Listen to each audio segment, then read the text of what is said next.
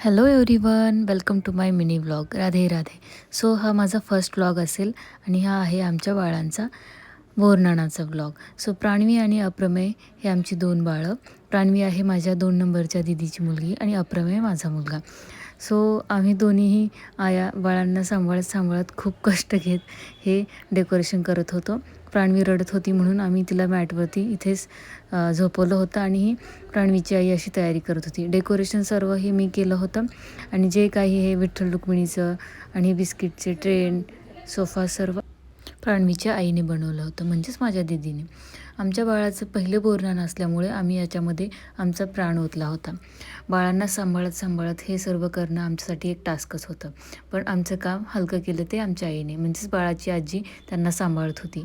हे सर्व करण्यासाठी आम्हाला 2 ते 3 तास लागले. हे सर्व करून झाल्यानंतर मग आम्ही बाळांना ड्रेस वगैरे घातली, त्यांचे हलव्याचे दागिने त्यांना घातले, सर्वांना आमंत्रण दिलं.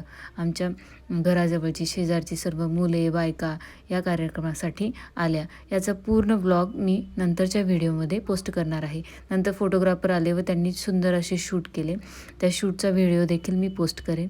तर हा असा मिनी व्लॉग, बोरनानची डेकोरेशनची तयारी, प्राण्वी आणि अप्रमेयचं हे बोरनान तुम्हाला कसं वाटलं हे नक्की कमेंट करून सांगा आणि भेटूया पुढच्या व्हिडिओमध्ये. थँक्यू. Bye bye.